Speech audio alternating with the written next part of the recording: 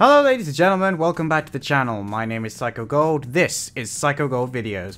Today we're going to be checking out episode 2 of Rising of the Shield Hero. Now, obviously when I checked out the 45-minute pre-air, it was exactly that, the pre-air. It wasn't the, not the correct subtitles, but a lot of people said that they weren't the best translation and that the Crunchyroll version was completely different. I have now watched the Crunchyroll version, and yes, there's definitely some differences. Some things make more sense, some things are just different in that, yeah, it kind of means the same thing, but I definitely agree that the Crunchyroll version is better. I also got the chance to listen/watch the opening, and I really like it. I like the song, I think the opening itself is great.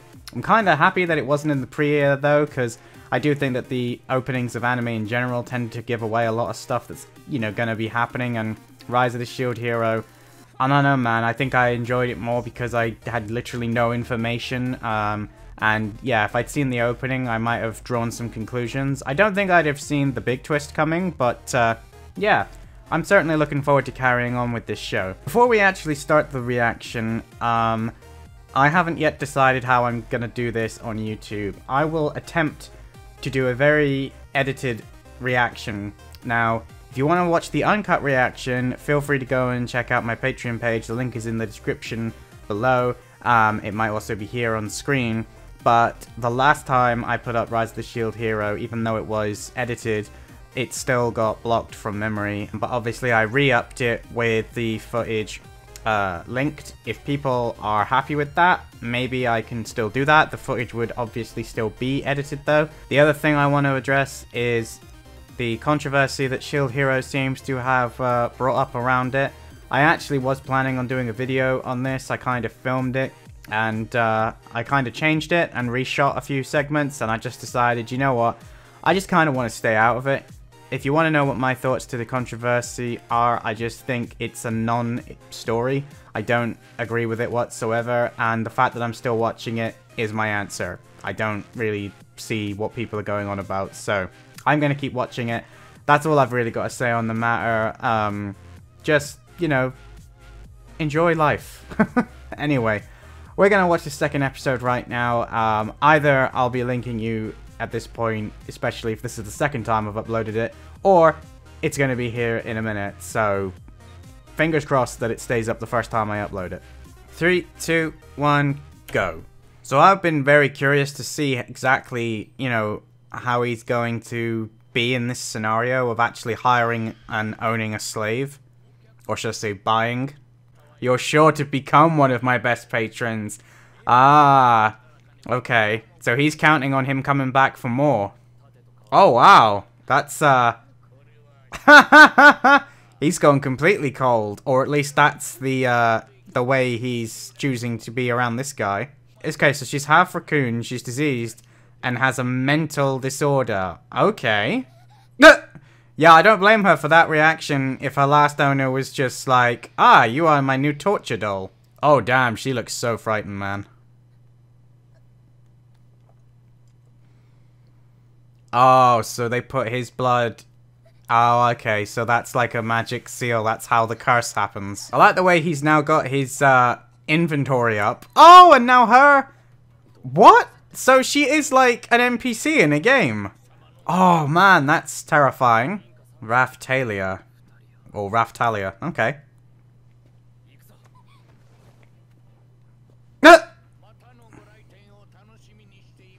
Well, that's not going to help his standing amongst the community, is it? Having a cute girl of...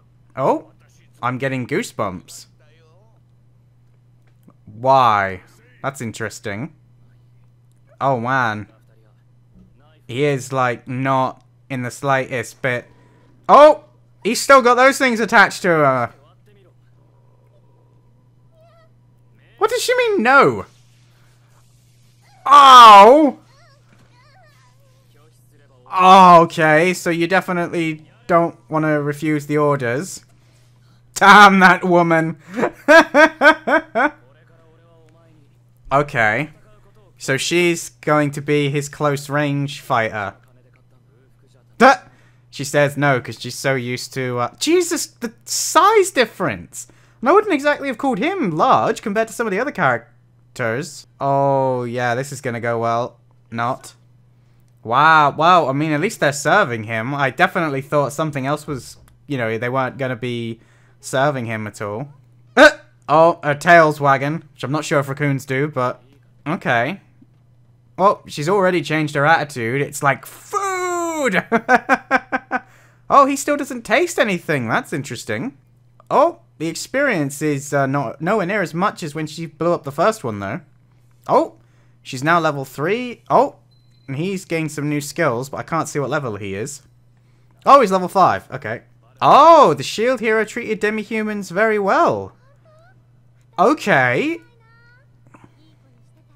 That's interesting. So, is that one of the reasons why they don't like the shield hero? Because the previous shield hero treated everybody equally. Good medicine always tastes rubbish, love. Just drink it. Yeah, I was going to say, you can't resist either. It's bad taste or electrocution. I'll go with the bad taste. The heck is that? A 3-headed goat? No, there's like 3 heads, 3 legs as well. Oh, so they pushed her into the water. Oh, and that was the last thing she saw. Yep, there you go. His cold exterior broke the instant she got emotional. He's like, no, no, no, it's fine. I love the way her ears are twitching. Like, she's so curious. She can't exactly lie. So she's kind of being treated better than, obviously, the last person that owned her. But at the end of the day... oh, for goodness sake, Naofumi. Did you not hear what you just said, given your reputation? Ah. I love the fact that he seems to be, like, mastering all these different things. And taking care of her like he's done it before. Maybe he had a sister or something. Or brother? Oh.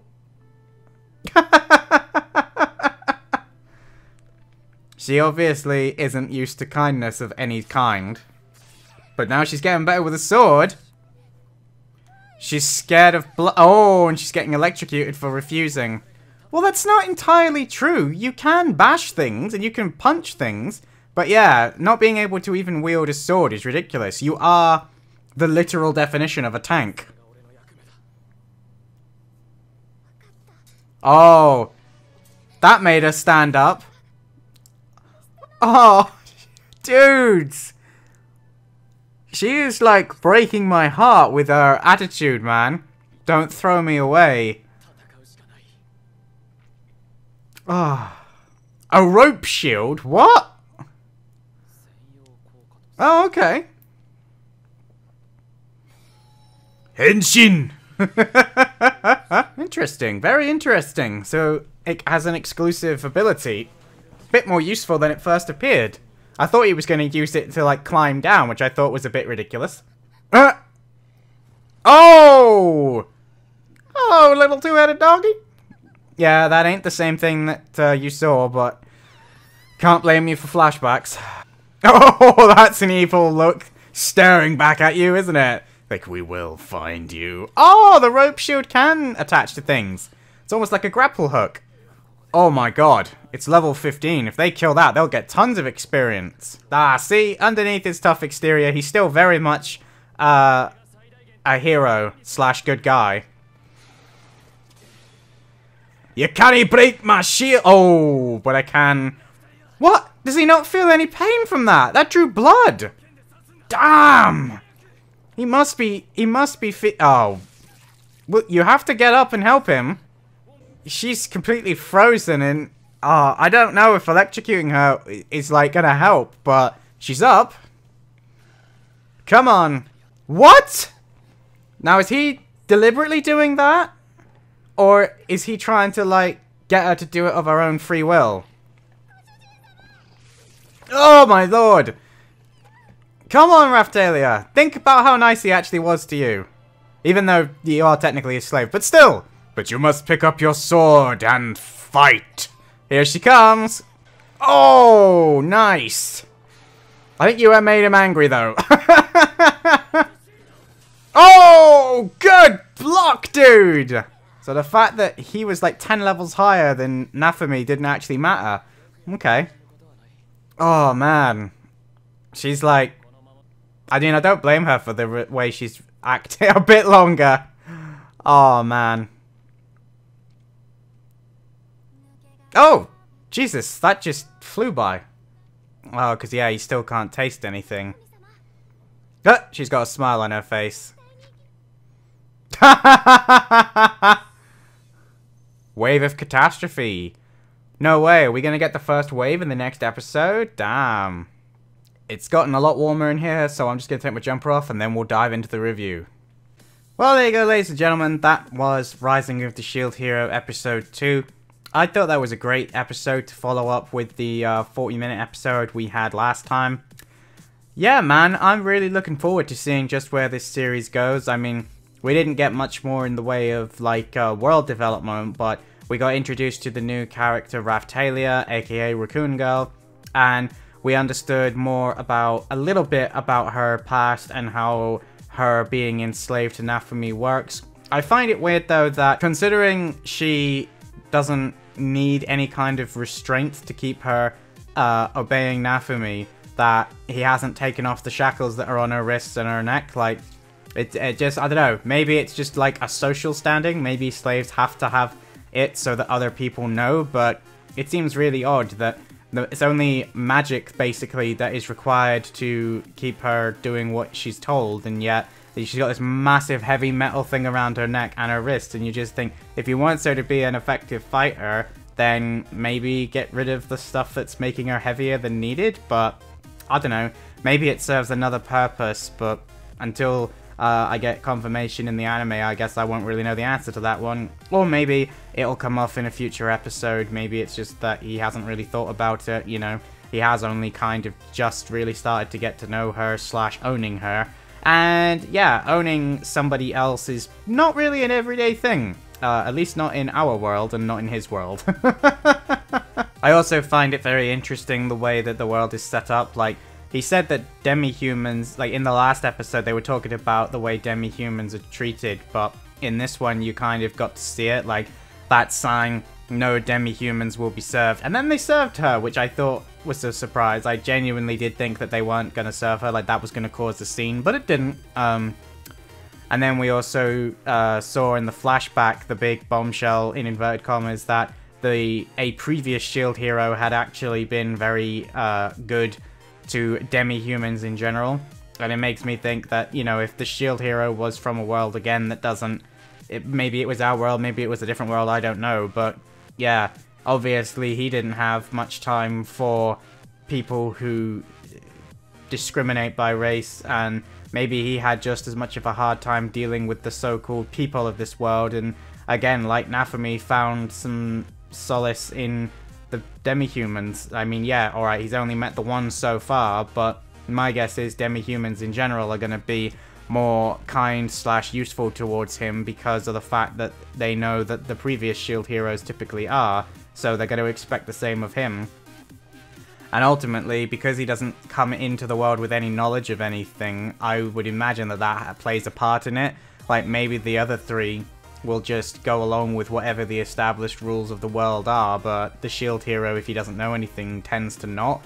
He just judges things as they come to the best of his ability, and yes, he needs a reliable, offensive party member, and he needs someone who's not going to betray him, so yeah, he's bought a slave. It makes complete sense logically, but literally by the end of this episode, you can almost see that he isn't gonna just treat her like she's part of his property. He does talk to her, he does, you know, buy her food, and he's helping her. Yes, he is kind of justifying it by saying, like, you can't fight on an empty stomach, but I think we all know that that's not where his real motivations are coming from. There's a part of him that, you know, is still very much human, still very much cares about what is happening to other people, which for me was kind of highlighted when she woke up from her nightmares. And if he really didn't care past of how useful she was going to be to him, he would have just, like, left her to it and calmed down on her own, but instead he went and, you know, comforted her and cuddled her, and he wouldn't do that if he was actually this cold-hearted, almost villainous character type that he's trying to personify when around the rest of the town. And again, you know, I don't think he's acting when he's around the rest of the town. I don't blame him in the slightest for being irritable, and cold when he's around the townspeople, because everybody judges him for something that we all know and he knows that he didn't actually do. Which has just made me think, how is Raphtalia going to react when someone inevitably gets around to telling her why no one is partied up with Naphemi and why everybody treats him bad? I wonder if she's going to have an opinion on the matter, if she's going to be really annoyed about the fact that, you know, she is now essentially serving someone that may be a rapist, but we know he isn't. But, you know, or is she just gonna see him for the way he's been since she's been with him, which, apart from a few times when he has had to basically order her to do what he needs her to do, it's not like he's excessively tortured her or manhandled her or been mean to her, which it sounds like one of her previous owners, or maybe her only previous owner, obviously we don't know, has treated her very, very poorly, stroke badly, and yeah, I get the distinct impression that she hasn't lived the best life since her parents, you know, pushed her off the edge of that cliff.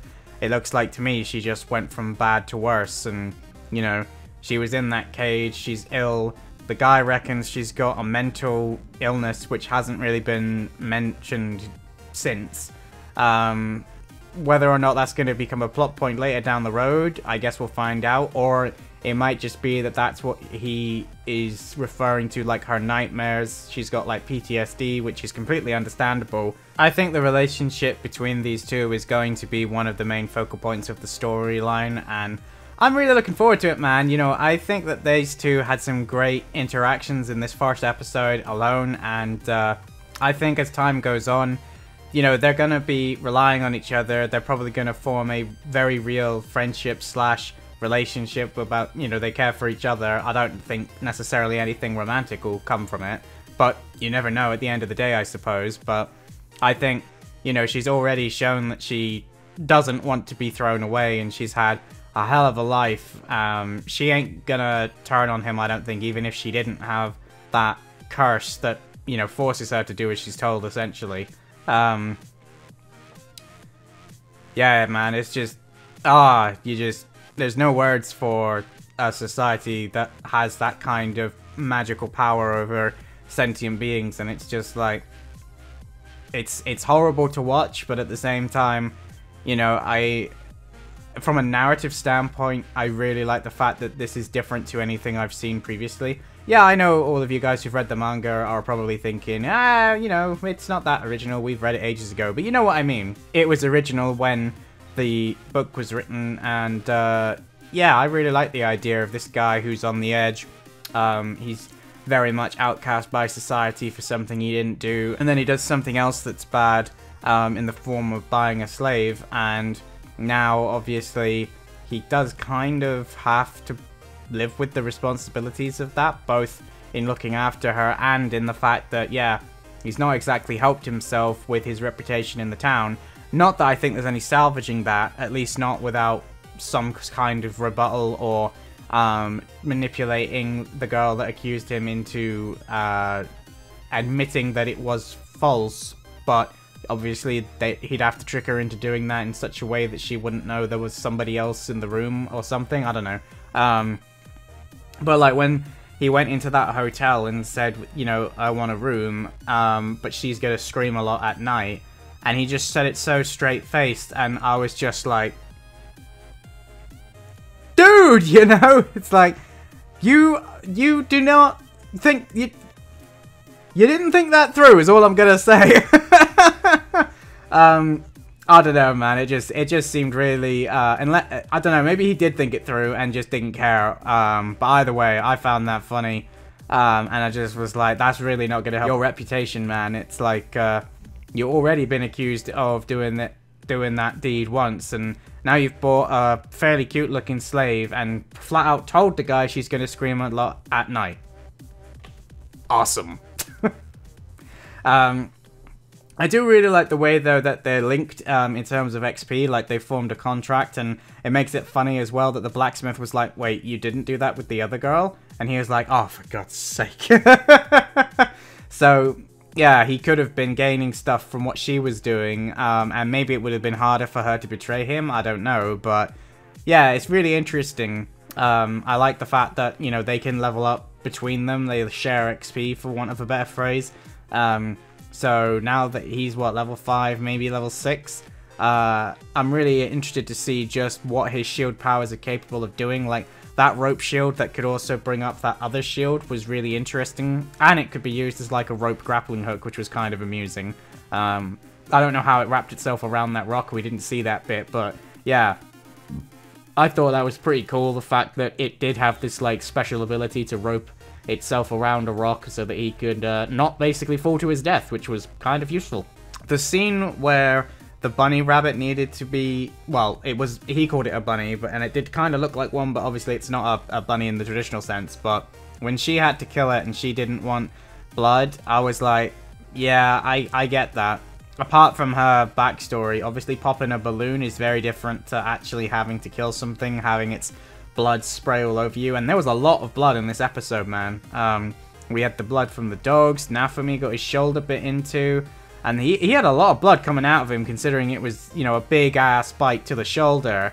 That was kind of worrying, to be perfectly honest. I thought he was a lot more injured than it looks like he actually was, but either way, I thoroughly loved this episode. I think it had a great mix of story. It was emotional in some places. Raph Talia really got to me. I don't know, man, whether it's the voice actress, the way she's drawn, or just her backstory. Maybe it's just a combination of all three, but like that sequence where she was like, please don't throw me away, and I was just like, damn, man, I know that you're like owned as such, but even if you, like, she doesn't care. She just doesn't want to be left on her own. She doesn't want to be abandoned, and it's like, okay, yeah, I would struggle if I was him to not, you know, start to care about her as well. So I completely get, you know, his dilemma, where he's coming from, and, you know, he was kind of like, well, I won't, but you have to help me, and I really liked that. It was like they have this almost symbiotic relationship.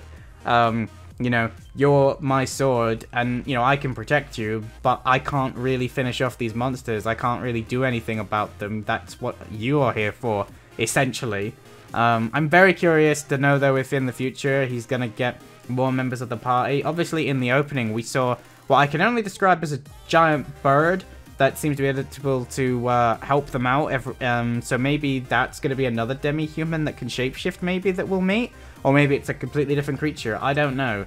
But we'll see as the rest of the series unfolds. I'm going to keep watching it. If this reaction gets taken down, I'll put it back up, but I will link to the footage instead of putting it on YouTube. And if it gets taken down, I probably won't bother trying to do footage in next week's episode. I'll just keep doing links. I know it's not the best solution, and it's a pain having to go to a different website, but ultimately it's either that or I just do reviews and don't even bother trying to worry about the reaction. I assume you guys would rather the links than nothing, so yeah, let me know in the comment section below what you would prefer. That's what I'm thinking of doing if it gets blocked. This one might be fine, I don't know, we'll have to wait and see. But either way, guys, that's going to be it for this particular episode. I really enjoyed it. I can't wait for episode 3. If you enjoyed it, don't forget to give it a thumbs up. Please drop some comments down below letting me know what your thoughts were on episode 2. If this is your first time to the channel, maybe consider subscribing. I know that lately I have been gaining a few people, and if you've been holding off on subscribing, then you know what, maybe just consider clicking it so you don't forget about me, because you can always leave if you don't like what I'm putting out, but at least that way you'll know where I am if you want me. Either way, guys, that's going to be it from me. As always, my name is PsychoGold, and I will see you in my next video. PsychoGold, out.